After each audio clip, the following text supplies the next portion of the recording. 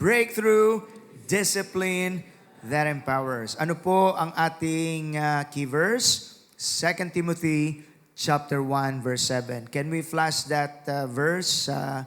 New Living Translation, please. Everybody, for God has not given us a spirit of fear and timidity. Yung pagiging sobrang mahiyain pala, awa sa sarili, inferiority complex, at saka unhealthy fear, hindi galing sa Diyos pala yan. Etong bigay po ng Diyos sa atin. Ituloy po natin ang basa. But of power, love, and self-discipline. Sa ibang salin, sound mind. Sound mind. So if you're a believer of Jesus Christ, something so supernatural happened. What is that? Binibigyan daw po tayo ng Panginoon ng spirit of power, spirit of love, and spirit of self-discipline. Automatic ba yun, Pastor? Yes. But you've got to activate that through the power of the Holy Spirit and by learning how to step in faith. Pakibanggit nga po nating lahat, I have the spirit of power, I have the spirit of love, and I have the spirit of self-discipline. Yung kawalang pagdidisiplina, hindi po sa Diyos yun. Ang laman gusto loose. Kaya may mga taong morally loose. Loose sila sa pananalapi, waldas. Yung iba loose sila professionally, pabaya sa trabaho. Yung iba ay loose relationally. Ang opposite nun, para magkaroon ng direksyon ang buhay ng tao, is to learn how to build the muscle of discipline. Discipline. Kaso, likas sa tao ang kahinaan eh. Kaya, yung sariling gusto mo, talagang hindi sapat siya. Kailangan yung disiplinang nagtatagumpay, may lakas ng spirito ng ating Panginoon. And the good news is, God is all for us. Kaya't pinalalakas niya tayo spiritually, yung ating inner resolve, so to speak, to do what is right, kahit kumukontra ang laman, nagwawagi ang kagustuhan ng Diyos kapag kaganoon. So, this is important because God knows mahirap ang buhay. Hindi basta-basta. Kaya yung iba dinadaan na lang palibang-libang, lilipas din yan. Hindi ho. Kapag hindi mo hinarap ang suliranin, lalalayan. Naglasing para makalimutan ng problema, hindi pa rin nasosolbahan ang problema. So what you need ay hindi paglalasing, what you need ay disiplina at gabay ng Panginoon. Say amen. So, this is a very important thing for us to experience breakthrough. May mga tao nagtataka sila, bakit baon ako sa utang? Yun pala, waldas, tapos walang mang budgeting, as simple as those disciplines. Forgive me for my term, burara sa paggamit ng credit card. Swipe ng swipe. Masarap ang tunog nun. Swipe, swipe. Pag naniningil na ang bangko, hindi na masarap. Kasi walang disiplina. Ang ganda nun, kailangan mabili ko yun. Kahit hindi niya kailangan. Binili, nung dumating, hindi ka mukha sa picture, nagalit pa. So you see, there's so many things in life that when you don't know it, the problem is not because the devil made me do it. Wala ka na magagawa sa diablo. He is the devil forever, but the root cause many times is a lack of discipline. So gusto mo magka-breakthrough financially, gusto mo magka-breakthrough relationally, check on this aspect of discipline. So, by nature, we don't want discipline. Parang, ayoko yan. Ayoko ng masyadong disiplina. Gusto ko ay happy-go-lucky lang. Kaya tuloy na uso yung kantang Kes Sera-Sera. Whatever will be. Kaya ang buhay, sira-sira. Hindi ubra yung ganun gusto mo ng breakthrough, pero hindi ka nagde-develop ng biblical disciplines. Madalas niyo pong marinig sa akin minsan when I caught a leadership guru by the name of John Maxwell, who said, champions do not become champions in the ring. If you want to see champions, you will see them in their daily routines. Si Manny Pacquiao, hindi siya biglang naging kampiyon nung siya ay nasa ring. Hindi. Nakilala lang siya sa ring. Pero bago siya naging kampiyon, may binayarang disiplina, training, routines. So therefore, the ring is there. Not all of a sudden, biglang naging kampiyon. The ring was used as a platform to recognize that he is a champion dahil nagbayad siya ng training sa buhay. So I really like that. Gusto mo maging champion? Check your daily routines. How does your day look like? How does your week look like? Is that the schedules that you do, are the habits that you do, nagkakarakterize ng kampiyon, o ang mga ito ay magsasabing hindi ka kampiyon because you don't have the disciplines that you need. So it's very, very interesting. But then today, gusto ko pong mag-focus tayo doon sa isang larangan ng disiplina na kapag hindi natin in-apply ang discipline dyan, mapupunta kung saan-saan po ang ating buhay. And I would like to exhort on this teaching message, which I have entitled, The Battle for Purpose and Focus. The Battle for Purpose and Focus. So, very fierce ang battle po dyan. No? This battle is terrible kasi maraming bagay sa mundong ito na umaagaw po sa ating atensyon, nag-aalok, promising so much, but delivers nothing. And if we will not be disciplined in this arena of purpose and focus, makikita nyo ang buhay sabog, kalat, lito, at uuwi na lang dun sa sana swertihin na lang ako. So yun ang laglag ng mga nawawalan na ng disiplina. Alam na alam mo na ang mangyayari sa mga susunod na kabanata ng kanilang mga buhay. So look at this verse. Isaiah chapter 46, verse 9 to 10. Ang sabi po dito, remember the things I have done in the past. For I alone am God, I am God, and there is none like me. Only I can tell you the future before it even happens. Everything I plan will come to pass, for I do whatever I wish.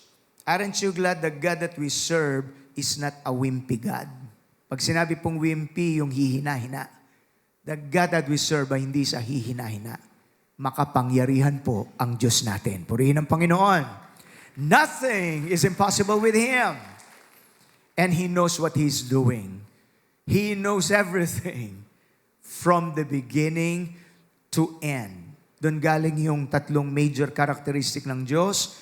Omniscient, alam niya ang lahat. All-knowing. Omnipotent, omni means ole. Omnipotent meaning all-powerful. And omnipresent, meaning to say, hindi mo siya pwedeng limitahan sa lugar. That's the characteristic of God. It's beyond our finite mind and understanding. And it's so good to know that sapagkat hindi natin maintindihan ang lahat-lahat sa buhay. Hindi natin nga alam kung ano yung kinabukasan natin eh. At ito ang dahilan bakit madaling mapuno ng takot, agam-agam ang puso ng mga tao. You know why? Because as human beings, we're usually tempted to attempt to control everything. And it cannot. Bakit? Tao tayo. Okay? Tao ba yung katabi mo? Okay? Sometimes we're in denial. We think, magaling ako, matalino ako, mapera ako, may ambition ako. Good to have that. But we cannot control everything. Mapalad ang mga may Diyos sa kanilang buhay who controls everything. Hallelujah! So that would really pacify our hearts. God never designed us to be in control of everything. Tanggapin natin ang ganong katotohanan. But then God called us not to be in control, but to be responsible. And that applies elements of discipline, elements of humility, hanggang tayo ay nagagabay ng Diyos na aayos yung mga hindi ayos sa buhay po natin. So, many times this is an area na hindi pinapansin kasi akala ng maraming tao, ay ang goal ng buhay ay para maging masaya lang. Tamang yun ay kalooban din ng Diyos, pero hindi lang yun ang kalooban ng Diyos. God wants us to be happy, yes, but God also wants us to be holy. Yung iba gusto happy-happy lang. At di bali na, kay tama kay mali, walang disiplina, papatulan ng anumang bagay na magbibigay saya kahit minsan pagsisisihan niya sa dulo. So let's admit the fact that we have an enemy called the devil. Okay? And he came to steal, to kill, and to destroy. John chapter 10 verse 10. Kaya, ang gagawin ng demonyo ay ito. Number 1 is distraction. Lalansihin ka niya. At pagkatapos, deception, dadayain ka niya. At pagkatapos ay distraction, sisirain ka niya. At ang target niya, damnation, ipapahamak ka niya. But then, did you notice the sequence? It starts with distraction. Si Adan at si Eva, ang naging weakness nila, they got distracted. They got misfocused. Kaya sa buhay na ito, pag hindi natin pinagwagi ang gyera o ang labanan ng layunin at focus, sasambulat ang buhay ng tao.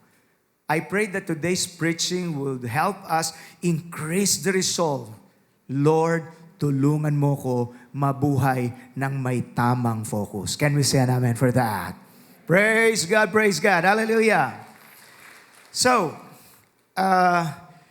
we were created by God actually to remain focused on Him. God should be our main focus in this life so that mas nasa divine order ang buhay natin. Kaya nga binigay po ang pinakadakilang utos, mahalin mo ang Panginoon mong Diyos ng buong puso, buong kaluluwa, buong kaisipan, buong kalakasan. Matthew 22, verse 37 to 40. Jesus is reminding us through the Apostle Paul in Hebrews chapter 12, verse 2, looking unto Jesus, the author and the finisher of our faith. So, ang susi talaga is maituon ang ating pansin, pangunahin sa atin pong Panginoon. And then, He gave us the purpose in life, which is to please God. Make it your aim to please God. For one day, we will give an account before the Lord for everything that we have done, whether good or evil. 2 Corinthians chapter 5, verse 9 to 10. Itong purpose na ito at itong focus na ito, dapat lagi nating ipinagwawagian. What can we see here? Because God alone is sovereign and worthy of our trust, we must fight the battle for purpose and focus by remembering His works, guarding our attention, addressing our weaknesses with His grace, and living as faithful stewards for His glory. So, ang Isaiah chapter 46, verse 9 to 10 ay napakahalagang paalala po sa ating lahat. It calls us to remember God, to trust Him, and to resist the idols of distraction. Now, it gives us 4 things that will help us kasi iba yung alam ho natin dito sa ating isip. Iba naman yung actual nating ipinamumuhay. Somebody commented that we live in the most distracted era. Lalo na yung pag-rise up ngayon ng social media nga. Mamaya, gusto kong i-expound uli yun. Kasi it's really highly addictive. And pag hindi ka nagbantay dyan, lagi kang distracted eh. So very distracted ang ating generation ngayon. Kulang tayo ng focus. In fact, sagana tayo sa impormasyon, pero maraming tao sira pa rin ang buhay. Hindi naman lahat, but somebody said that many young people today, hindi naman lahat, pero marami, they are smart, but they are shallow. Maraming alam, pero mababaw ang buhay. Kasi ngayon, i-Google mo lang, i-AI mo lang, you have the information. Pero bakit sira pa rin ang buhay? Because while you know something, the distilling of those principles and those truths is different from just knowing them. Kaya posibleng may alam ang tao, pero hindi yun totoo sa kanyang buhay, kahit maganda sana yung kanyang alam. So we need the distilling, we need the incarnation of precious truths katulad ng itinuturo ng banal na kasulatan, lalo na sa larangan ng layunin at focus. Napakaraming misfocus ngayon. Sambulat ang buhay. Lahat na lang hinahabol.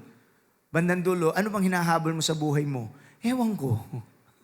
Parang napag-iiwanan ako eh. Okay, so 4 things that will help us win the battle for purpose and focus. Are you ready? I hope you're taking notes. You can photo it, review it, reflect on it, and then adjust your habits, adjust your life. Tutulungan po tayo ng ating Panginoon. All right, so the first one is this. Remember God's sovereignty. Alalahanin natin ang soberenya ng ating Panginoon. Because true purpose begins with remembering who God is. As simple as this may appear, alam ko na yan, Pastor. Yes, alam natin. Pero again, you can be smart, but at the same time, shallow. Alam, pero hindi ipinapamuhay. In addition to the fact that we're human beings, at likas sa atin yung madali ho tayong makalimot talaga. Kahit alam na natin ang isang bagay. Katangian bilang tao yan, madali tayong lumimot. Naibigay kong halimbawa minsan, di ba, yung awit ng yumaong Rico J. Puno. Ang tao'y marupok, kay daling lumimot sa Diyos na sa lahat siya ang nagdulot. Hihinto na ako, baka umiyak yung iba. Bakit nga ganun ano? Dali nating makalimot. That's why one key word in the scripture is the word remember. Everybody say, remember. So, Book of Revelation, dinalaw ng Diyos ang mga churches doon. Nagsimula kang mainit, pero ngayon malamig ka. Remember your first love. So, the word remember is a key word in Scripture. Don't be intimidated by it. In fact, one of the key things in life is to always go back to the basics. Kasi yung mga basic, kapag nawala na yan, hindi ka ready sa mga susunod na mga expertise or skills. Napag-alaman ko ho sa mga naglalaro ng basketball, tsaka baseball, yun daw mga nananalong koponan, ang ginagawa ng mga coach, they always lead their team to the basic. Bawa, baseball. Alam na ng mga okay, mga atleta, this is a baseball. Bola ng baseball. This is a bat. Si coach naman, para naman kaming grade 1. Sinasadya pala nila yon to reinforce the basics. At pagkatapos yung mga basic moves, minamaster nila. They found out yung mga kasado, ang mga basics, madali ang teamwork, magtinginan lang, alam na ang galaw. They have the advantage doon sa ibang koponan na basic pa lang nagkakaguluhan na sila. There's power in mastering the basics. You want to be in the winning team? Master the basics. Purihin ang Panginoon. Amen. Remember God, that God is sovereign. Meron akong sobrang na-intriga ako at natuwa dun sa isang commercial po na ngayon parang meron pa rin, pero tinutwik-twik nila. Ganda ng kanilang intro. Bakit ka bumabangon sa umaga? Ganda. Lalim na tanong. maya-maya magkakapilang pala. And we know that that is also actually a double meaning. Yeah, meron kang goal may pangarap ka sa pamilya mo, trabaho mo, profesyon mo, pag-aaral mo. At para matulungan ka, magkapi ka para ayos. Ang galing, no? Ng advertisement. Kapi lang palang ibebenta. And I'm not saying that's not important, but that's a very tricky and smart kind of advertisement. Pero come to think of it, oo nga, no? Magandang itanong to refocus us, bakit mabubuhay ako ng isa pang araw sa araw na ito? And many of us are not thinking that way. Kasi nga nagiging automatic tayo paggising, ligo, brush your teeth, or exercise, or whatever is your routine. At papasok, magtatrabaho, uwi ng bahay, manood ng Netflix, browse ng social media, repeat the same the next day. Madaling salita, if a person will not sit long enough and really pause and learn how to ponder, ang mga magiging pasya niya masyadong automatic. At yung mga nagiging pasya, yung mga madaling ang gawin pero hindi strategic yung mga pasya. So, low ang productivity, mapalad yung mga madalas mag-pause sa buhay at mag-reflect at tinatanong yung mga basic questions, bakit ko gagawin ang gagawin kong ito? Will this add value to my life, to my family? Will this add value to my business? Will this add value to God's sacred calling sa aking buhay? Ang flesh gusto automatic yung masisiyan siyang mabilis of whatever it is. And that requires discipline. Pakibanggit po, disiplina, kapatid. Palakpakan po natin ang Panginoon dyan. Sounds so simple, but this is really life-changing. So remember God's sovereignty. Remember the things I've done in the past, for I alone am God. I am God, and there is none like me. Dito po kinokontrast ni Prophet Isaiah ang buhay na Diyos with the lifeless idols of the world. Na ang mga idols, they need to be carried. God, on the other hand, does not need to be carried. He carries us. Idols cannot save, but our God will save us. Purpose is lost when we trust in substitutes. Idols, no, ang ibig sabihin. And by the way, pagka sinabi pong mga Diyos-Diyosan, hindi lang yung mga gawa ng kamay yan. You can make an idol out of anything in this life. The Bible tells us something about idols in the heart. Pwede nga boyfriend mo, siya pala ang ginagawa mo ng idol or girlfriend. Yung masyado na yung focus mo sa kanya. Over, higit sa nararapat. You can make a god or an idol out of your ambition. Ang Diyos mo, yung ambition mo na. You can make an idol out of your gadget. Maghapon ka sa yung gadget, pero hindi mo nababasa ang salita ng Diyos. Pero nasisiyahan ka. So, see, if we're not aware, we are creating substitutes. We can easily get misfocused. At ang napipili natin yung mga lower options na hindi ganun ang idinadagdag na balor sa kalidad ng ating buhay. So that's the context of Isaiah chapter 46. It's much about where people place their trust and attention. Okay? Imagine nyo po ang isang GPS, Global Positioning System. Mga sasakyan, ang galing, makikita mo, nasan ka na, ito yung pupuntahan mo, ilang kilometro ka pa. And it's really very helpful. Pero alam nyo bang may gumagamit na nga ng GPS, naliligaw pa rin. Bakit? Hindi mo naman sinusunod ang GPS Kaya ang nangyayari, laging nagre-recalculate ang yung GPS. So, ito ay isang paalala. That is what happens when we forget God's sovereignty. We end up lost. Hindi ka makarating-rating sa gusto mong puntahan. Lagi ko po itong kinokot, si A.W. Tozer, isang lingkod ng Diyos. What comes into our minds when we think about God, He is the most important thing about us. Kung ano raw po ang nasa isip natin patungkol sa Diyos, ito ang pinaka-importanting bagay sa buhay natin. Kasi kapag mali ang iyong kaisipan patungkol sa Diyos, tinitiyak ko po sa inyo magiging mali din ang paraan ng pamumuhay natin. Kapag tama at lumalago ang pagkakilala natin sa Panginoon, aayos ang takbo at pamamaraan ng buhay natin.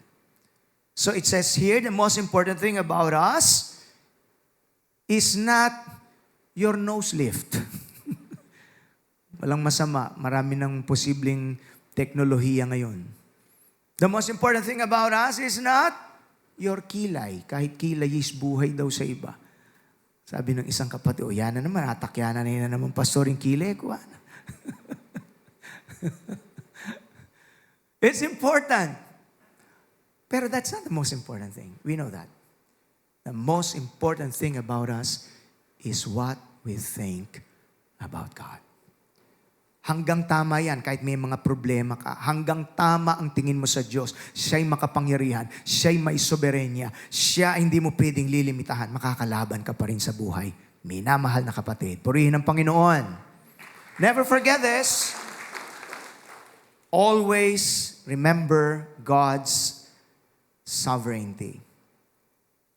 So, in moments of confusion, pause and remember, my God is sovereign. He knows the end from the beginning. Trust Him, not the idols of wealth, power, or any substitute distractions. Madaling salita, lagi mong babantayan ang lugar ng Diyos sa buhay mo. Kasi pwedeng maya-maya andali natin talagang malansipo eh. Sino sa inyo nakaranas na pumunta ka sa itaas ng bahay mo, may layunin ka, maya-maya may nakita kang picture, ay, ang cute pala nito. Maya-maya, bakit nga ba ako umakyat? Sabi ng isa, Pastor, po tatine pong Alzheimer's. Even though bata ka, it's so easy to be misfocused. Which is actually to be reinforced in the second part. Guard your focus. So, always remember God. Laging siya ang referensya natin sa buhay. The second is guard your focus because what captures your attention will capture your affection. Proven. Kapag masyado mo nang binigyan ng atensyon ng isang bagay, pati puso mo sumusunod na rin doon. Kaya mag-ingat tayo, ano ang madalas kumuha sa ating atensyon? Kasi pag hindi mo yun binantayan, maaagaw ka ng kung ano-ano mang anik-anik lang sa buhay. That's why mapalad yung gabi pa lang, kinakasan na nila sa isip nila how to make their next day productive. Ito yung aking big 3 bukas. Tapos pagising sa umaga, i-review nila yan. Kasi pag hindi mo ginawa yon, itong sadya mong gagawin, maya-maya, iba na yung ginagawa mo, maya-maya, wala ka ng time dun sa mga big goals mo. Na-misfocus ka na uli. Because you did not guard your focus. God is calling Israel here in Isaiah to stop looking elsewhere for security and trust Him completely. Ano po ang relasyon nito sa spiritual misfocus? Yes, and this passage may not necessarily be primarily a philosophical discussion about life's purpose, but it addresses a similar issue. So dito po, pag sinabing misfocus, it means you're trusting idols, human power, wealth, political alliances, in this case of Isaiah, or anything else more than God. Na misfocus ka na. Maraming tao ngayon, uubusin ng maghapon 5 oras sa social media. Kaya nilang hindi gawin ng assignment, pero hindi nakakalimutang gumawa ng TikTok content. Kayang palampasin ng ibang mas mahalaga, basta't masihan sila sa mga bagay na it could give them something that is shallow, although it's trivial. It's so easy. So right focus is remembering God's character, trusting His purposes, and recognizing His unique sovereignty. In this sense, ang passage po na ito ay nagbibigay ng gentle warning against anything that could take God's place in our hearts. May mga nagsasabing, mahal ko ang Diyos. Binabasa mo bang yung Biblia? Hindi. So again, smart but shallow. Hindi nagtutugma yung magandang plano sana sa aktual na pangyayari sa buhay. So, in here, an idol is, biblically speaking, anything na umaagaw sa iyong atensyon mula sa Panginoon. Get this please, Colossians chapter 3, verse 2. Everybody read, set your minds on things above or below. It says above. Okay? Doon mo sinisikap na ibaling ang iyong pansin. And I tell you, it's not easy. Kaya it takes intentionality, it takes mindfulness. Hindi po ito automatic na nangyayari kasi nga ang natural inclination natin na pinakamabilis, umagaw sa ating attention, anything that is interesting, anything that is entertaining. But the point is this, just because something is interesting and entertaining does not mean it's the right thing or it's the best thing. You can be entertained even with foolishness. Kaya sa Biblia ang sabi, the fools feed on trash, but wise people hunger for knowledge. Yun daw mga hangal ay kumakain ng basura. Pero yung mga matatalino, uhaw sa karunungan, talino sa buhay. Purihin ang Panginoon. Amen? And that requires constant reminders to us kasi baka yun, nagtataka ako, bakit kaya hindi ako productive? Baka idle ka lang. Baka nagwa-wander lang ang isip mo. Hindi mo dinidisiplina ang paraan ng iyong pag-iisip. Hindi mo binabantayan ang iyong puso, ang iyong mga desires, so you begin to be short change, nasa short change ka, nalulugi ka kasi ang humahatak sa iyo yung lesser things. Minsan hindi nga lesser things, kundi trash. Does not add value to you and to the quality of your life. Napaka mag-iisip kang talaga eh. And that's good na naiisip natin because it's not too late. Pakibanggit, hindi pa huli ang lahat, kapatid. Come on. We can all learn. But please, learn early. Learn quick. Huwag tayong tutulad dun sa, akala ko ba mag-exercise ka? Oo, bukas na. Kinabukas, nag-exercise, bukas na. Isang taon na, bukas pa rin ang sagot. May maramdaman ka, hindi, mag-exercise ka na. Gusto mong lumusog? Sino gustong lumusog? Healthy. You've got to learn how to confront yourself because confrontation is an important key to growth. If you want to be healthy, alam yung susi? Confront your body with gym or exercise and healthy diet. Gusto mong lumusog ang iyong pananalapi? Confront your finances with right budgeting and planning and thinking of any possible additional source of income. So, wag kang matakot, hamunin mo, kumprontahin mo ang iyong sarili. What you are not willing to confront, you will not overcome. May nakukuha po? Bakit wala ka pang trabaho? Kasi baka ako hindi tanggapin. Hindi ka pa nga nag-apply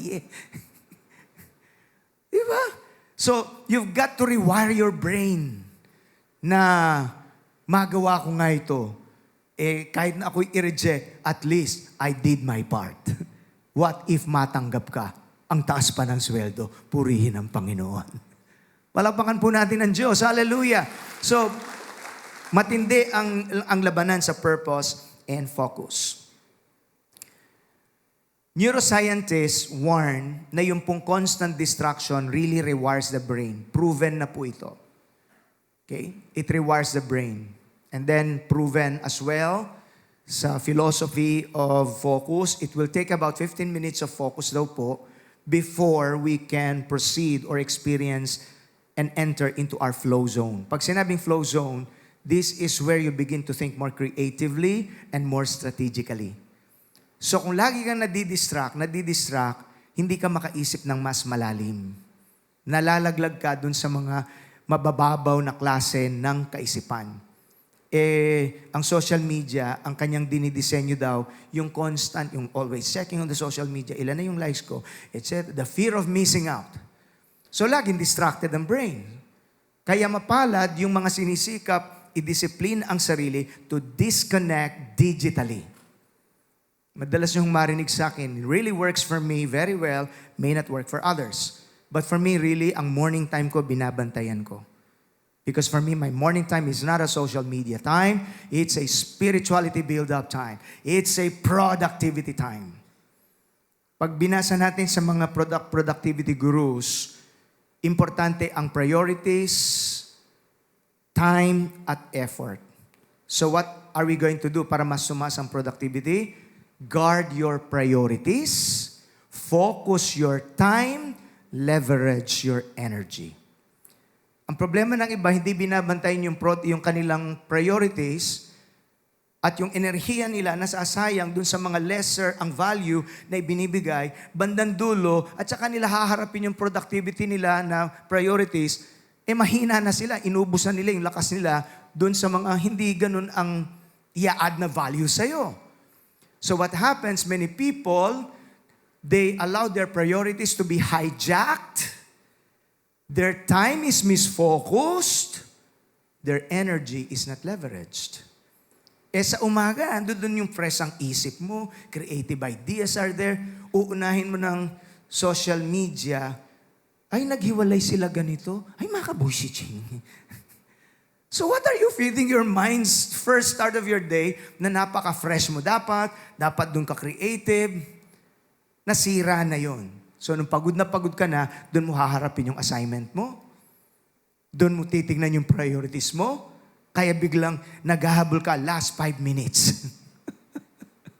Tapos isasubmit mo yung isang paper that is ill-prepared at gusto mo mataas ang grade. That's an illusion. Breakthrough discipline empowers us. Hallelujah! Amen! Oo nga, In fact, magsulat-sulat po tayo, ugaliin po natin yung nagsusulat. Because writing helps us, clarifies our thoughts, and aligns our emotions and focus on those big goals. Kahit ulit-ulit. Kasi nakaka-refocus yun yung pagsusulat. Katulad ng mga nagsusulat ngayon. Kasi after this, anong pinreach si pastor? Ay, napakaganda talaga naman. Ano nga? Basta maganda! Yung feeling na natili, pero hindi na maalala. Pero yung nagsusulat, anytime, marireview mo, akin ito, hindi ko pawawalan ito. Purihin ang Panginoon. Use your phone. Ako, pagka walang hindi ko nadala yung phone, napkin sa, pag may nakuha kong very strategic idea, hindi ko pawawalan yon. And then I'll jot it down. I'm going to utilize that idea into something creative. Kasi kahit unti-unti yan, nakakadagdag yan ng productivity. Use your notes in your cellphone po. Pwede mong ma-organize yan Kasi may paraan to use it. Tapos store ka na ng ng mga ideas. Hanggang sa nakikita mo, nakakabuo ka ng mga konsepto sa iyong pamilya, sa iyong pananalapi, in relationships. And you become more productive. Ang tagumpay, hindi naman yung biglang darating sa table mo Hindi. Champions do not become champions in the ring. If you want to see champions, check their daily routines. Start on small habits hanggang sa unti-unti makikita mo na didisiplina ka sa iyong paggastos. Maniwala po kayo sa hindi. Ako mayroon pag nakita yung notes ko, mayroon TMT. Ano yung TMT? Time Management Tracking. So from time to time, when I want to refocus, ino-audit ko, saan napupunta yung aking oras? So yung actual na ginawa ko, ganito, to this, ito yung ginawa ko. And then I will begin to evaluate. So it will increase your mindfulness to adjust and to be more conscious on those less productive at mas bibigyan ko yung mas produktibo. So morning time, spirituality build-up time, devotion, very important sa Kristiyano because it will help you refocus on God again. You worship, it refocuses you on God again. At pagkatapos nagkakaroon ka ng sense of knowing what to do. Amen! Palapakan po natin ang Diyos. Hallelujah! Nakakita na po kayo ng tightrope walker, yung naglalakad sa wire or lubid, mga galing, nagbabalance sila. Alam ng tightrope walker na kapag a little glance o kapag siya po nag-look away, it would cost his life. Likewise, our spiritual walk requires unwavering focus. Please don't take your spirituality for granted. Huwag ipagpalit ang treasure of heaven to the trash of this world. Ang Diyos ginto sa atin. Ang Kanyang salita ginto sa atin. Ang gabay niya ginto sa atin. Purihin ang Panginoon. When you do that, pati yung ibang mga bagay, ipapasunod ng Diyos. That's the principle of Matthew 6:33. Be focused, seek ye first, not second, not third, not last, God's kingdom and His righteousness. Yun ang sikapin mo, kahit mahirap, kahit umaalagwa ang laman, pipilitin ko pa rin. And then what will happen? All of these things that you need will still be added unto you. Wala hong lugi kapag tinuon mo ang puso mo sa Diyos na nagmamahal at may planong dakila sa iyong buhay. Hallelujah! I hate to say this, pero napakaraming tao haling na haling sa mga artista. Tanong, kilala ka ba? Bakit siya ang sinusundan mo? Sa Biblia, you follow Christ. Don't be a crowd follower. Hindi ka nila kilala, wala silang malasakit sa iyo. Be a Christ follower. Kilala ka ng Panginoon. Alam niya ang pinagdadaanan mo. Gagabayan ka niya. Don't idolize people, follow Christ. Hallelujah! Humanga ka, okay. Pero huwag yung sobra-sobra. Huwag yung sobra-sobra. Nagtataka lang ako, minsan, may dumalaw dito, maawit. Taiwanese ba yun? Naintindihan kaya nila yung inaawit? Exage. Exage. Eh, yung iba, hindi kiliti ng ano yun eh. Hormones yun eh. Kiliti lang yun, ng emosyon. Pero pag nag-side na yun, kumusta ng negosyo mo? Eto, bagsak pa rin, utang dito, utang doon. Pero nakita, layo, no? Disconnected sa reality. Pero yung, Lord, I worship you, I pour my emotion to you, makikita mo, you don't have to follow the crowd or the world. You just follow Christ, blessings will come after you. Purihin ang Panginoon. Battle for purpose and focus. Galit yata si Pastor sa F4 at sa Mature. Hindi ako nanonood niyan. Medyo, ako'y observant lang ako. Observant lang. Yung bang ang titignan ko kasi, anong pakinabang? Yun ang agad tinitignan ko, yung bottom line eh. Nabanggit ko na ito minsan. Stephen Covey, the main thing is to keep the main thing. Ulit-ulit naman, redundant. The main thing is to keep the main thing. Ano yun? Sa Tagalog, simple. Matalinong tao po ito, si Stephen Covey. Siya ang author ng 7 Habits of Highly Successful or Productive People. Basahin niyo yung librong yun, ang ganda. The main thing, yung pangunahin, ay panatiliin mo na maging pangunahin lagi. Kasi, madali tayong ma-misfocus, but remind yourself, what's my main thing? Tsak, aayon po ang lahat when I say, the main thing to the Christian, ang pinakamahalaga sa Kristiyano ay ang tamang relasyon natin sa Diyos. Mahalaga din yung pagyaman. Mahalaga yung pagsasucceed. Pero hindi kasing halaga ng pagkakaroon ng tamang relasyon sa Diyos. Say amen. Yung ibang mga tao, yumaman. Yun ang main thing nila. Yumaman nga kahit mali-maleta. What is that? Alam niyo, may mga taong kahit mayaman na, covetous pa rin. Ang puso hindi nababantayan. Ang mga totoong masaya sa buhay, hindi yung marami ka lang nakukuha. It's a myth that to be happy is you need to have more. May mga tao, they have more, pero nagsisuicide pa rin sila.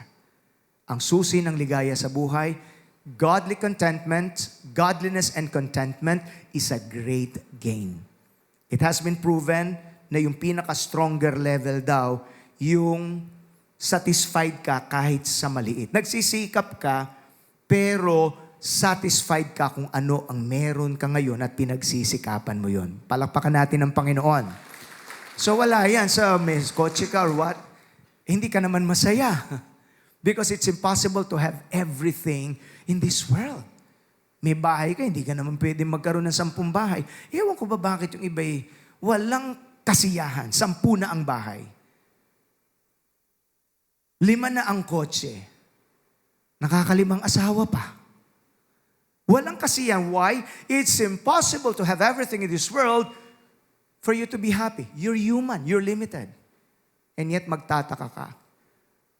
Ang Diyos na may likha ng lahat ng bagay. It's okay for Him, for us to have Him. That is contentment. Purihin ang Panginoon.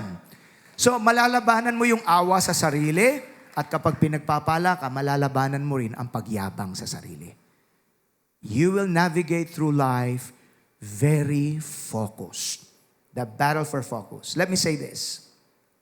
Talagang dapat matutunan natin yung madalas marinig, major on the major, minor on the minor. Simple, pero nakakalimutan.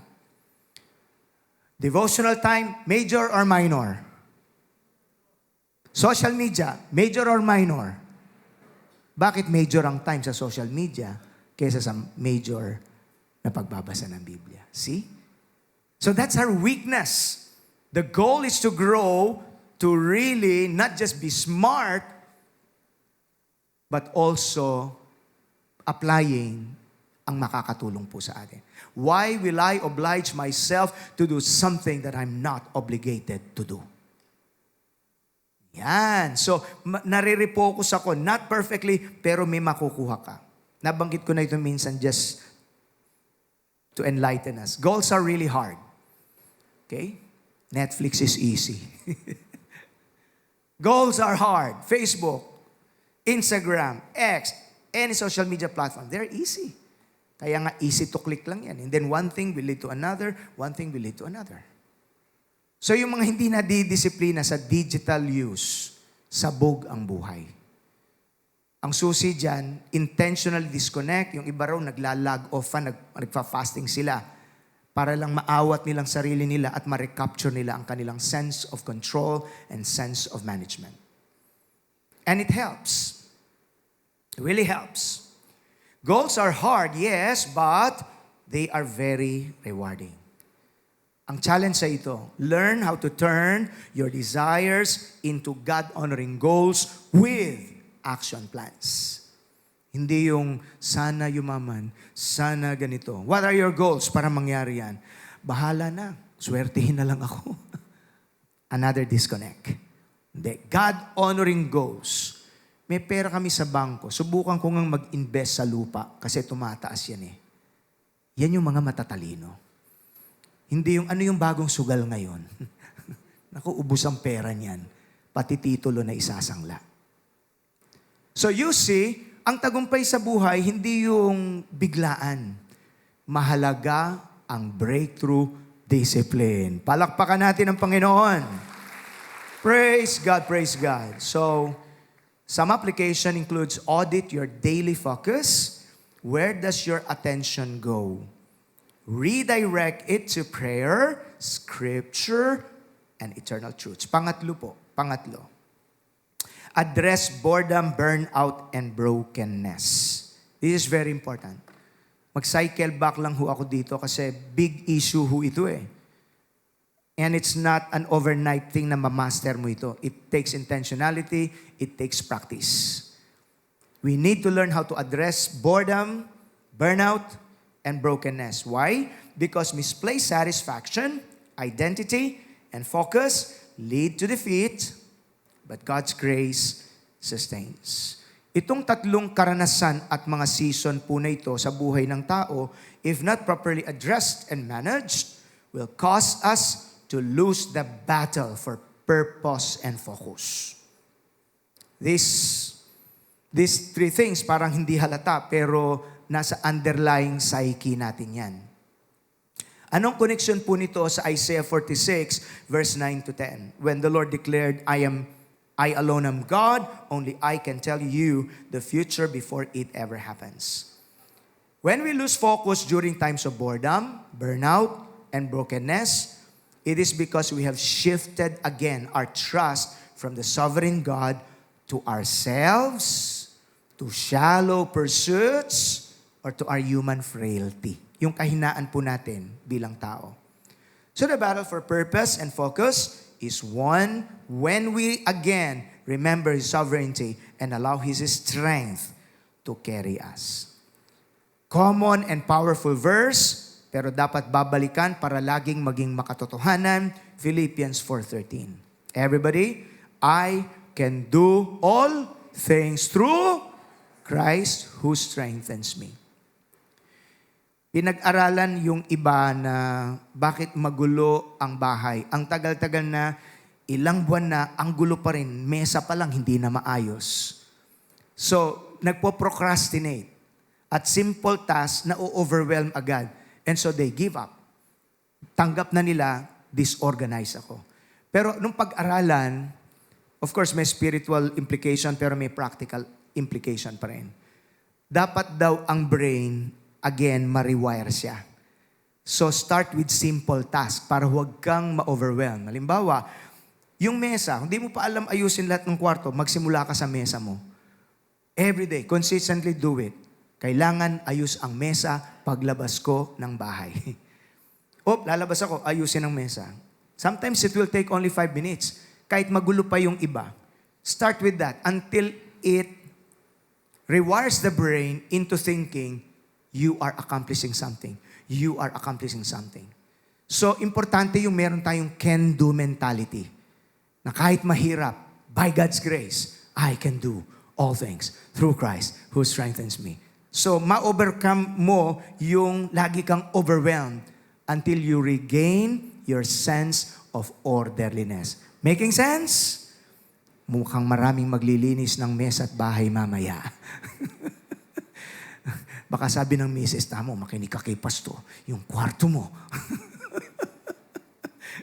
So, start with little things. Tapos mag-escalate ito sa ibang kinakaharap mong obligasyon sa buhay. Alam niyo yung iba kaya naglalasing, gusto nilang takasan na o-overwhelm sila eh. Meron silang I cannot. Kaya maglalasing na lang ako para makalimutan ko. Ang tawag po doon, escapism. That's never the solution. Ang solusyon, hindi paglalasing. Ang solusyon, pananalangin, pagiging lasing sa Espiritu ng Diyos. And then the Holy Spirit guiding you little by little until you begin to regain control, so to speak. Make sense? Amen. Address boredom, burnout, and brokenness. Pagka po sinabing boredom, it's actually misplaced satisfaction that arises when satisfaction is misplaced in shallow things instead of delighting in God's eternal purposes. We settle for trivial distractions. Yung ikalawa, burnout, misplaced identity po ito at saka security. Comes when identity is misplaced in performance. We measure our worth by achievements rather than by God's grace. Pag brokenness, it's actually misplaced focus. It overwhelms when focus is misplaced on human frailty instead of God's strength. Yung mga nakikita mo na lang yung limitasyon mo, kaya nadi-discourage ka, nakalimutan mo nang tumingin sa kalakasan at biyaya ng ating Panginoon. While healthy brokenness leads to humility, unhealthy brokenness leads to despair. So, bantayan natin yung panahong boredom, naiinip ka. Burnout, napapagod ka. Brokenness, na panghihinaan ka ng loob. So, ang boredom, it's actually misplaced satisfaction. Kaya naghahanap ka ng agad, naiinip ako eh. anong makakasatisfy sa akin? Alam niyo, doon po galing yung, nung pinag-aralan, yung tinatawag na dopamine. It's one of our happy hormones. Kasama yung serotonin, oxytocin, mga scientific terminologies po. Mga happy hormones yan. Nothing wrong about that. We need that eh. Okay? Pero kapag hindi mo minanage ang yung dopamine or happy hormones, at mayroon pang isa na yung stress hormones, yung cortisol, ayan, yung iba nababurn out. Yung iba naman nagiging addict. Yung hindi nila na-manage yung dopamine. Biro mong kukunin ang kasiyahan sa drug addiction. Sumasaya siya, pero nasisira ang buhay. Kinukuha yung happiness sa maling relasyon. Nasisiyahan siya, pero napapahamak ang kanyang kaluluwa. Kinukuha ang kasiyahan sa maling bisyo. Nasisiyahan siya, pero bumabaon siya sa utang. They're not able to manage their dopamine hormones. The Bible tells us, hanapin mo ang kaligayahan mo sa Panginoon. Delight yourself in the sight of the Lord. He will give you the desires of your heart. Hallelujah! Amen! And then okay naman yung ilang kasiyahan within the boundaries of God's will. That's okay. But don't get into addiction. Tayo yung nangyari ho sa Tacloban, nakakalungkot. May bata, 14 years old, addict na addict dun sa baril-baril na mga games. Aba, akala niya games pa yata, na maril, 3 ang patay. At ang daming sugatan. Pinag-aralan pa, hindi naman ako makukulong eh, kasi minor de edad ako eh. That's kind of evil. Okay? Maraming kabataan ngayon, haling na haling sa mga ganyan. Naaliw, tumataas ang score pag maraming napapatay. Nakukondisyon ang isip na inire-reward ang alanganin. Ang dyablo, iba-ibang paraan ng pag-atake sa tao eh. Iba yung atake niya sa mga bata, sa kabataan, sa mga may edad. Kung ano ang kahinaan dun sa atake. So we need the spirit of power, the spirit of love, the spirit of sound mind and self-discipline. Aayos po ang takbo ng buhay natin. Purihin ang Panginoon! Hallelujah! Okay. So pagka na-burn out, meaning to say your identity and security, akala mo you are more valuable pag mas sikat ka. Doon mo mine-measure ang yung worth and value as a person. Kaya nag-o-overdrive ka because you want to prove your worth. Ang susi dito is find your sense of worth and value in the love of God. Mahalaga ka hindi dahil marami kang likes na kukuha sa social media. Mahalaga ka dahil may Diyos kang nagmamahal sa'yo, hindi man tayo karapat-dapat. So go back and cycle back to those repetitive thoughts na tinatawag nating spiritual soundtracks. Whenever you doubt your worth and value as a person, look to the cross. That is your real worth. Mahalaga ka hindi dahil sa itsura mo, hindi sa estado mo. Mahalaga ka dahil minahal ka ng anak ng Diyos. Ibinigay niya ang kanyang buhay sa iyo. So you've got to help yourself with these principles kasi nga, yung automatic instance ng laman, dadaling ka sa kababawan, dadaling ka sa kamunduhan, dadaling ka sa kalaswaan, dadaling ka sa kasalanan. So think deeply at huwag tayong tutulad doon sa ang inaatupag ay yung temporary needs nila, ang minimit through temporary things. No, don't stop there. Meron tayong deeper needs, mga kapatid. Ano yung deeper needs natin? Kapayapaan. Deeper needs natin, assurance. Deeper needs natin, kaligtasan. Diyos lang ang pwedeng magbigay niyan. So it's important that we carve out time to reflect, to pray. Nabanggit ko nung nakaraan, di ba? Yung healthy solitude. Even Jesus went to solitary place to pray to the Father. Para ma-refocus siya. So yung healthy solitude, cut yourself from distractions. You pray to God. Kasi pag nag-pray ka, automatic, iisipin mo ang Diyos eh. Pag sumamba ka, automatic, iisipin mo ang Diyos eh. Pag nagbulay ka ng salita mo, bumabait ka, di ba? Nag-meditate ka ng Word of God, iba yung pakiramdam mo. Nare-refocus ka. So healthy solitude reinforces your connection to God, to yourself, for who God wants you to be. It reconnects you to God's higher calling, it reconnects you to your God-honoring dreams in your life. At meron pa rin mga challenges, yes, pero alam ko nasa tamang direksyon ako. Sinasamahan ako ng Diyos ko. Purihin ang Panginoon. Amen. That's the Christian. Battle for purpose and focus. Kaya ang paggunita sa Diyos, hindi lang pulinggo dapat yan. Ang paggunita sa Diyos, hindi selected days yan. Ang salita, ang ating Panginoon, hindi siya bumbero kapag may sunog lang. Ang Diyos, laging una siya sa buhay natin. There's a better approach to life than just remembering God pag may problema. There's a better way. Ang tawag ng Biblia, walking with God. Pakibanggit po, walking with God. Kasi lagi naman natin kasama ang Diyos eh. He's in us. We're the temple of the Holy Spirit. Ang problema, kasama mo ang Diyos pero hindi mo siya kinakausap. Hindi mo siya tinatanong. Kasi ang isip mo, ang attention mo, inaagaw ng kung ano-ano. What captures your attention will capture your affection. So, importante lagi mong tinutuon ang iyong atensyon sa ating Panginoon. As simple as magpapark ka, Lord, salamat po sa iyong favor for a parking. Parang simple, pero sinasanay mo ang sarili mo, may Diyos ako, mahal niya ako. Listen please, huwag niyong sasabing maliit lang yun. Yung mga na-aksidente, split seconds lang yan. Mapalad yung bago ka lalabas ng bahay, nananalangin ka, takpan mo ko ng yung banal na dugo, Panginoon. I thank you for your protection today and for my family. So make that your conscious practice, walking with God. Can we say an amen? Makikita mo, hindi ka mag-isa sa buhay. May advantage ka sa buhay. So, this is very, very interesting. What should we do? Evaluate your life. Don't dwell in the shallows of trivial pursuits. Live from the depths or the eternal truths, values, and convictions rooted in Christ. When boredom tempts you, seek satisfaction in God's presence. Ang tawag ko dito ay spiritual dopamine.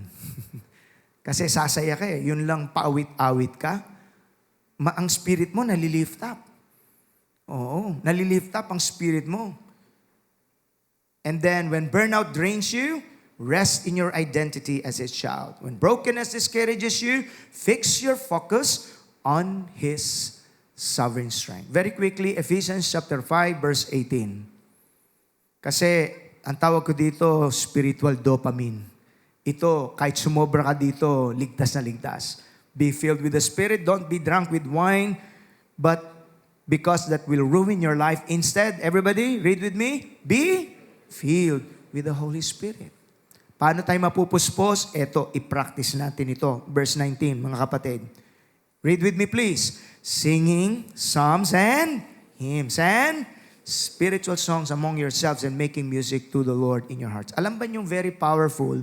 Naglalaba ka, naghuhugas ka ng plato, yung paawit-awit ka sa Panginoon. Kung hindi mo alam, ihimig mo na lang. Okay? May nangyayari pa rin sa puso mo. It again refocuses you and it energizes your spirit. Pag naglalaba ka, subukin po ninyong umawit ng joyful song. This is the day that the Lord has made. Woo! Makikita mo, ay, tapos na ang labada. Oh, masaya ka pa kaysa dun sa, dami ko namang nilalaban. Talagang ding tao nga rin, iipusan dako. Diba? Naglalaba, kulang na mga pirat yung pipipyana. Sabi na iba, bala may makoy tayo. So, nabubuisit ka pa yung mood mo. Something happens within you when you maintain a joyful, worshiping heart to the Lord. Nagdadrive ka or what? I call that spiritual dopamine. Sometimes you just say to God, Lord, I feel so heavy. I feel, Lord God, na nalulungkot ako. It's okay. Pour your heart to the Lord. Would you fill me with your spirit once again? Umawit ka ng worship song sa Panginoon. At mararamdaman mo, ang presensya ng Diyos, pupunuin ka. Ligtas na dopamine yun. Spiritual dopamine. Hindi ka pa malalasing sa lasing ng mundo. Purihin ang Panginoon. Hallelujah! But you've got to practice this every day. You win the battle for purpose and focus. The last one. Live as faithful stewards. Because purpose is fulfilled when we live as stewards, not owners, entrusting everything to the sovereign God who knows the end from the beginning. 1 Corinthians chapter 4, verse 2. Now it is required that those who have been given a trust must prove faithful. Aminin o hindi, ang tao, merong tayong kaisipan, nakala natin pag-aari natin ang buhay natin. Hindi yan inaamin ng iba. Nagsikap ako eh. Kaya ako nagtagumpay. Partly yes. Pero kanino galing ang lakas? Kanino galing ang talino? Kanino galing ang mga pabor? Madaling salita, remind yourself for you to win the battle for purpose and focus. What I think I own is actually on loan. Yung iniisip natin na pag-aari natin, kung tutuusin, pahiram lang lahat sa atin yan. Ang iyong buhay ay pahiram. Ang iyong talento ay pahiram. Ang iyong lakas at kalusugan ay pahiram. Ang iyong itsura, pahiram. So when you begin to inculcate in your heart, I'm not an owner. Okay? I'm a steward. So ang isip mo, hindi kayong waldas na. Kasi ang kabaligtaran ho ng steward ay waldas. So if I'm a steward, I'm not a squanderer anymore. Kung papangkatin natin ang mga tao, dalawang pangkat, katiwala, at yung isa, wag tayong sasama dun sa mga pangkat na yon, pangkat, tagasayang at waldas sa buhay. Waldas sa oras, waldas sa pananalapi, waldas sa relasyon, waldas sa tiwala. What will happen? Doon sumasambulat ang buhay ng tao. And yet gusto niya maging masaya, gusto niya maging matagumpay. Pero hindi nagbabayad sa presyo ng disiplina. So, it's by the power of the Holy Spirit na yung mga dati po nating mga kapatiran, laglag sila sa bisyo, magulo ang buhay. Kasi ang mga demons, ganun eh. Ang mga demon spirits, para silang merong group chat. O yan, atakihin mo na to. O ikaw naman, atakihin mo. Para nag-uusap, no? Yung mga demonyo, may group chat sila. And hindi alam ng tao na totorete na siya sa kanyang buhay. So what are we going to do? Let's make that commitment. By God's grace, I will live, sisikapin ko na maging good steward. Everybody say, I'm a steward. I'm not an owner. Tanggap ko na isang araw bilang tao, I'll not be forever a pastor. Here in our church, may hangganan din ang buhay ko eh. Nagsimula ho akong bata pa. But what I should do is, during my watch, I have to make sure I did everything na paglingkuran ng Diyos at paglingkuran ng kongregasyon. Ipananagot ko yon sa Panginoon. Lahat ng role na meron tayo, ipananagot natin yan sa Panginoon. Kung binigyan ka ng Diyos ng itsura, be a good steward. Huwag mong gamitin sa kalaswaan. Kung binigyan ka ng Diyos ng impluensya, huwag mong ikorap. Gamitin mo sa kabutihan. And by doing so, you live as a steward. You're not a squanderer anymore. Katiwala ako. Hindi na ako tagasayang. Look at these stewardship actions. Everything we have is on loan from God, time, talent, treasure, everything. Everybody say everything. Stewardship means responsibility, not wastefulness. Faithfulness in small things prepares us for greater responsibilities in God's kingdom. Gusto ko pong ipaalala sa ating pagwawakas, yumakap tayong lagi sa Panginoon. Huwag mong yakapin ang mga bagay na madaling mawala.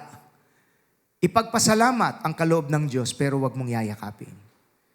Huwag mong yayakapin ang pera, madaling mawala. Blessing yan. Be a steward of it, pero huwag mong yakapin.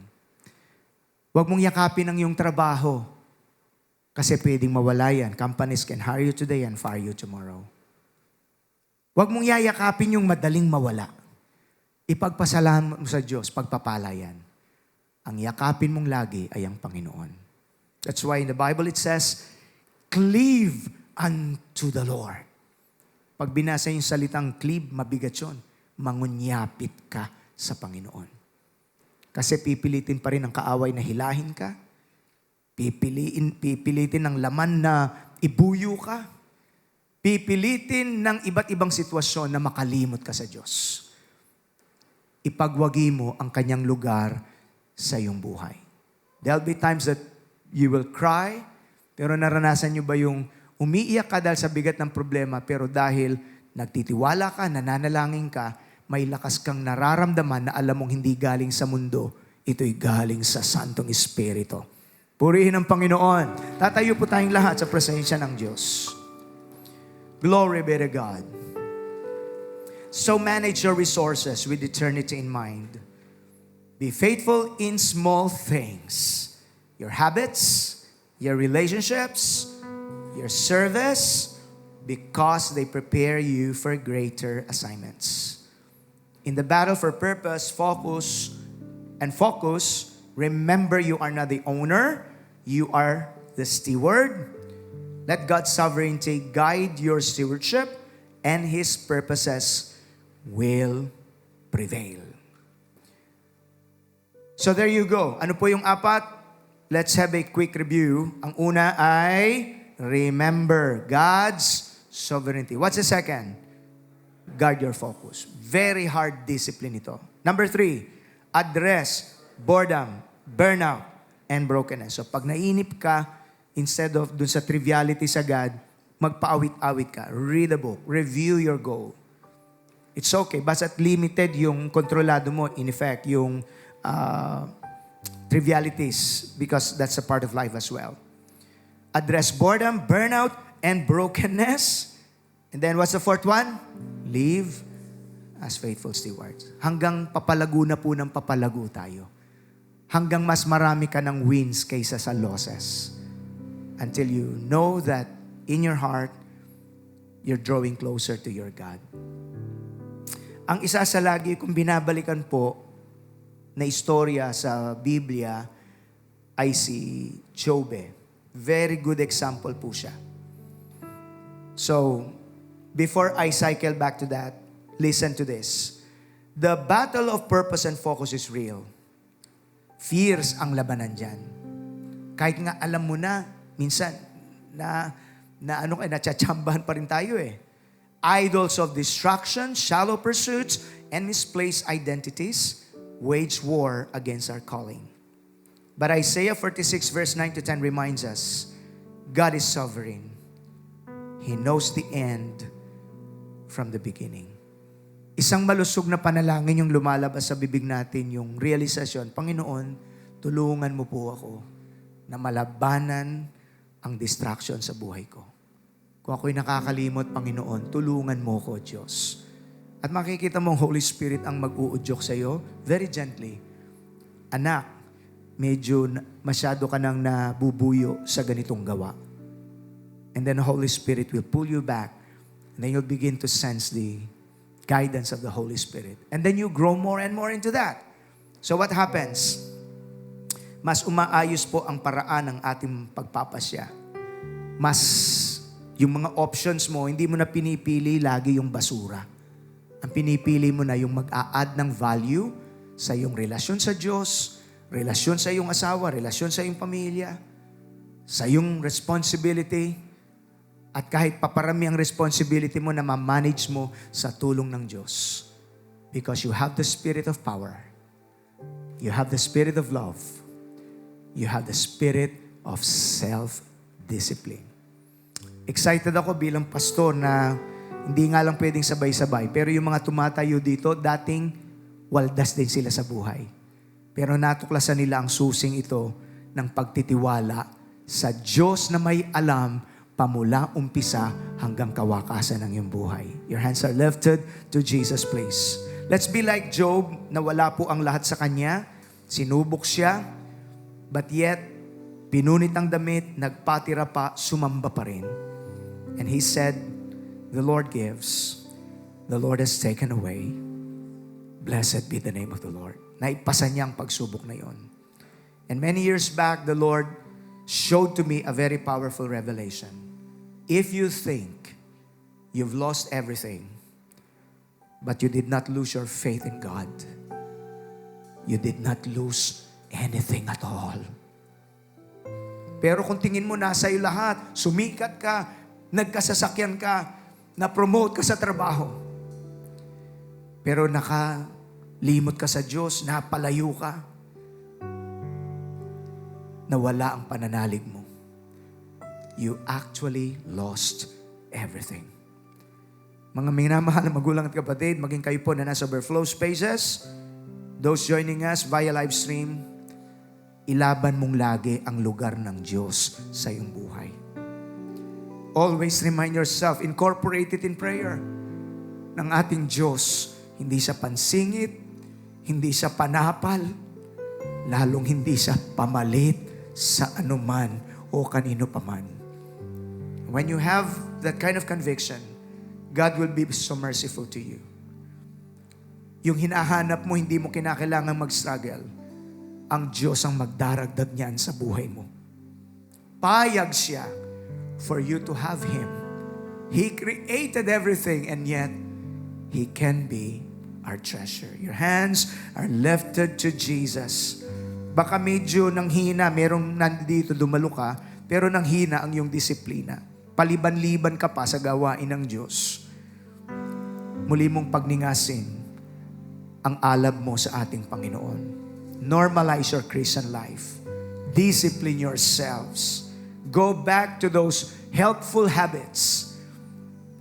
At lagi mong sanayin ang sarili mo that you're drawing closer to the Lord.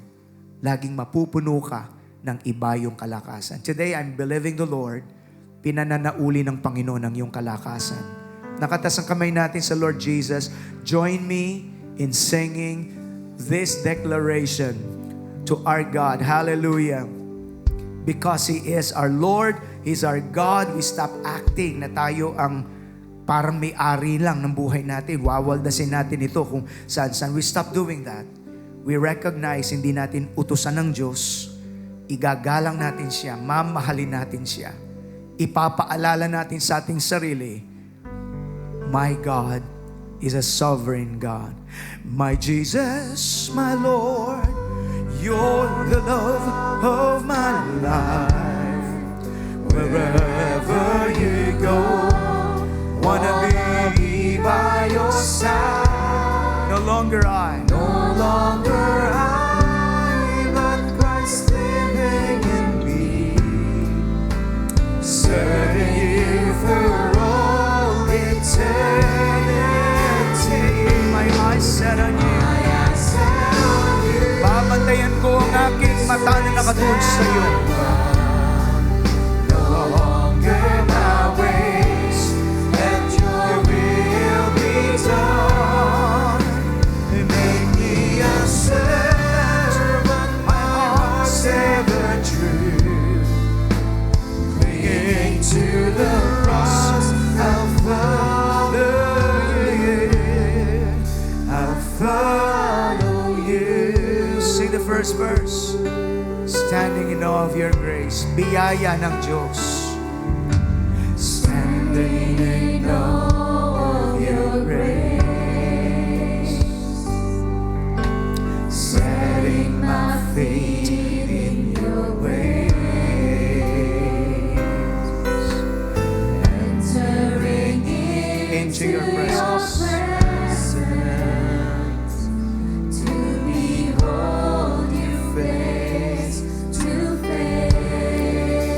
God of all heaven, and earth, Jesus, hallelujah. Holding me in your embrace. Sense His presence today, people of God. Yes, Lord. Unfailing love that surrounds me. Oh God, I give the congregation a chance to worship. My Jesus, my Lord, You're the love of my life. Ipadama mo sa Diyos. Walang aagaw sa kanyang lugar, sa iyong puso't buhay. No longer I, but Christ living in me, serving you for all eternity. My eyes set on you, in this race that I run. No longer my ways, let your will be done.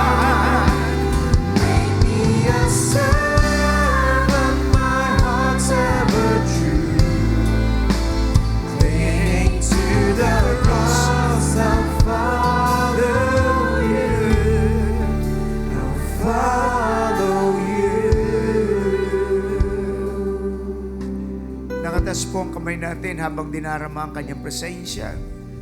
Yes, it's true that every time we gather together as the redeemed people of God, tapat po ang Diyos. Sabi niya, ako'y nasa kanilang kalagitnaan. Nire-restore kanya sa araw na ito. Pinalalakas kanyang muli sa araw na ito. Some of you are just okay, but you've got so contented with the ankle deep experience. Sabi ng aklat ng Ezekiel, huwag ka lang sa gabukong-bukong na kapuspusan ng tubig. Huwag ka lang knee deep na hanggang tuhod. Huwag ka lang waist deep. Sabi ni Ezekiel, nung makita niya ang pangitaing yun, until the river overwhelmed me, go for the swim. And the solution is not asserting your will. The solution upang mapuspos kang muli, mapanauli ang iyong lakas at kagalakan, is for you to deepen your surrender. At habang ginagawa mo yun, babalik ang iyong lakas, mararamdaman mo ang makapangyarihang gabay ng ating Panginoon. Nakatas po ang ating mga kamay, sensing His power, sensing His presence, energizing your spirit. Pamula pa man kanina during our praise and worship and the other segments of our worship service. Ito ang dahilan bakit very powerful po ang worship service. Nare-refocus tayo sa Diyos. Ang mata natin na sa almost all through the week ay medyo nasa mga temporal na bagay. Pag tayo nagkakatipon, a focus time, nare-recharge ang ating mga inner life at nararanasan natin ang pagpapanauli ng kapayapaan sa ating puso. For those who are saying, I want to win this battle for purpose and focus, we're asking God's grace today to help us always refocus. Sumunod na ba tayo sa panalangin? Before I release the pastoral prayer, sabihin natin lahat, Lord Jesus Christ, higit mo pong nalalaman ang nilalaman ng aking puso, ang aktwal kong kalagayan sa buhay, ang mga kabigatan, ang mga hamon, ang mga alalahanin. Lumalapit po ako sa iyo. Salamat sa katotohanan. You are the sovereign God. Hindi ko makokontrol ang lahat dahil ako'y tao, subalit kayo po ang aking Diyos. Nais kong patibayin ang aking kaugnayan sa iyo, ang aking pananalig sa iyo. Nais ko pa pong lumalim sa aking buhay espiritual. Search my heart, Lord. Kung ako'y na-distract, tulungan mo ko, Panginoon. Mga maling habits, unhealthy activities, deliver me, Lord. Cleanse me from my sin. Cleanse me from my shortcomings. Forgive me for my complacency.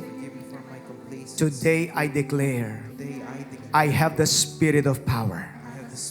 I have the spirit of love. I have the spirit of self-discipline. I will grow in breakthrough discipline that will empower my life. I promise you, Lord, I will live for you in the name of Jesus. Amen and amen. Let me just be the one to pray sa mga may kasalukuyang hamon po sa buhay. Gusto ko lang ipaalala sa mga kapatiran, Kahit minsan ang daluyong ng mga suliranin, parang mga bagyo, sunod-sunod, gusto ko pong ipaalala, ang Diyos natin na hindi nauubusan ng himala, hindi siya nauubusan ng lakas. He is our complete source in this life. Hallelujah. Tutulungan Kanya maging sa mga hamon na yung kinakaharap ngayon. Your hands are lifted to Him even as I pray. I would like to ask our core leaders to stretch our hands even as we pray for this miracle time. Father God, in the name of Jesus, kanina pa man nadarama namin ang malakasang kilos ng iyong kapangyarihan. Release, Lord, upon your people. Renewed strength, renewed blessing in the name of Jesus. Sa pangalan ni Jesus, we rebuke any spirit of guilt and condemnation.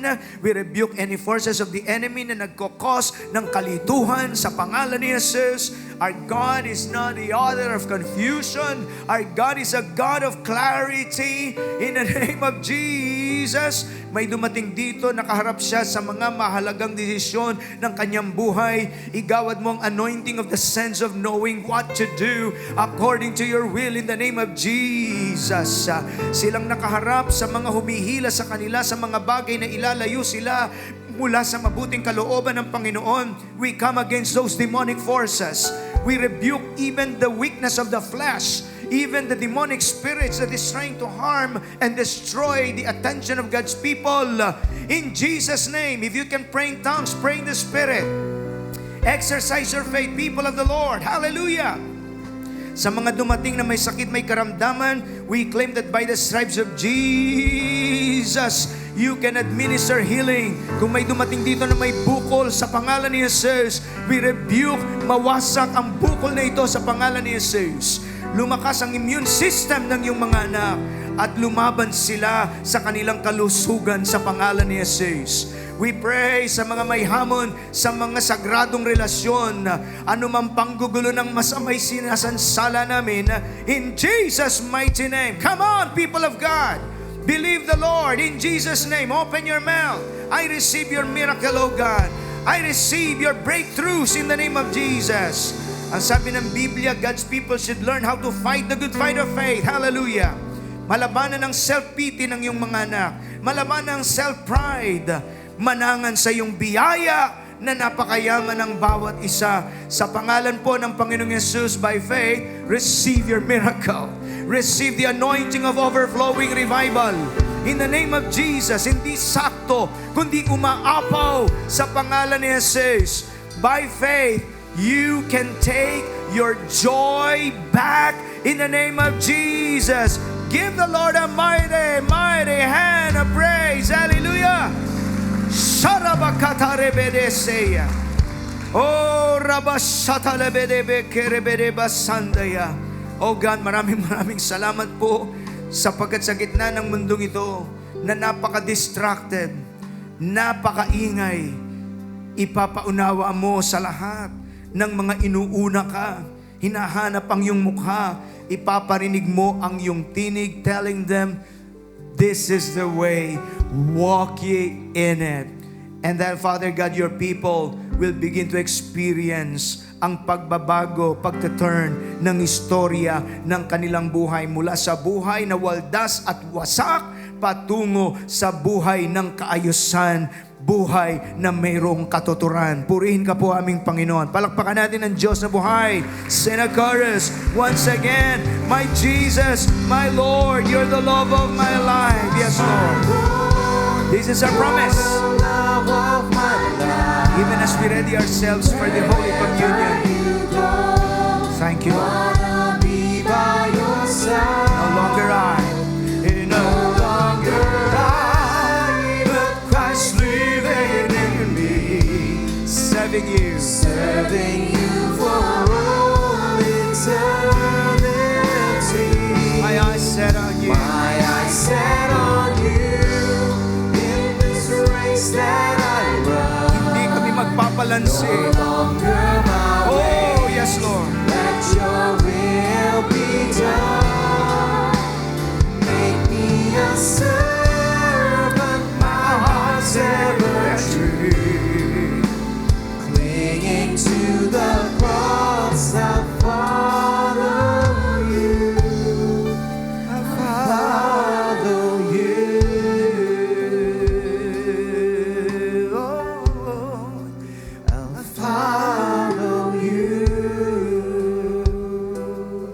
Let the heart of God hear your commitment.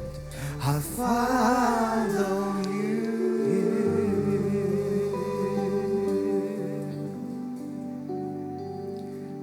Salamat po sa napakalalim na kapayapaan at katiyakang iginagawad mo sa mga ang buhay ay inilalapit po sa iyo, Panginoon.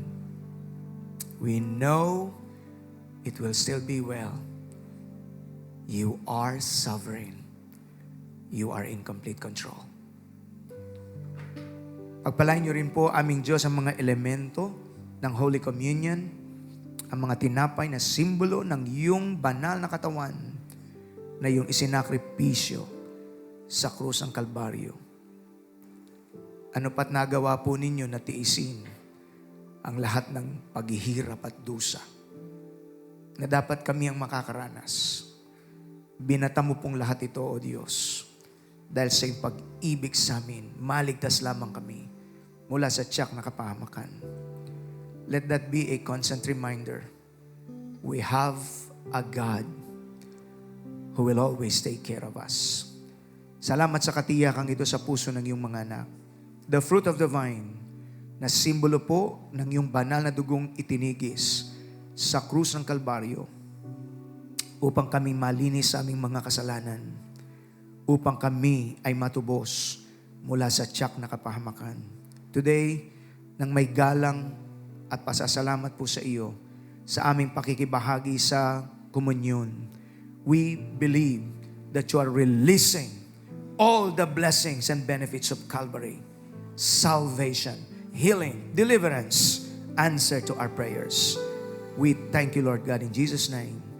Amen and amen. Praise God. Makakaupo po tayo habang dinidistribute ang mga elements and while we are in the spirit of worship before our God. Hallelujah. Thank you, Lord Jesus. Ito ang tinapay ng buhay. Kain mo't magbahagi. Ito ang isang ng bagong tipan. Kain mo't Makiisa. mag-iisa. Yan ang katawan, pinayubay upang ikaw ay mabuhay. Yan ang katawan naghirap upang iyong kamtan ang buhay na walang hanggan. Ito ang saro ng bagong tipan. Inumin mo't Glory, glory. magbahagi. Thank you, Lord Jesus. Ito ang saro ng bagong tipan. Inumin mo't makiisa. Yan ang dugong lumanang upang ikaw ay luminis. Yan ang dugo ni Kristo na para sa iyo doon sa Kalbaryo ay Tumigis. luminis. Thank you, Lord Jesus. The power of the Holy Communion is that it becomes a point of contact na tayo po'y kasama sa mga benepisyaryo ng sakripisyo ng ating Panginoon. Tamang mahirap ang buhay, tamang marami tayong pagkukulang, but it's because of God's love and grace that we should never forget that the Lord paid it all for us. So wag mo sabihin hindi mo kaya ang problema na yan. Sasamahan ka niya. Huwag mo sasabihin walang solusyon sa kabiguan na yan. binatang lahat yan ng ating Panginoon. Itatas po natin ang mga tinapay sa presensya ng Diyos. For I pass on to you what I received from the Lord Himself. On the night when He was betrayed, the Lord Jesus took some bread and gave thanks to God for it. Then He broke it in pieces and said, "This is my body, which is given to you for you. Do this in remembrance of me." Atin pong inumin.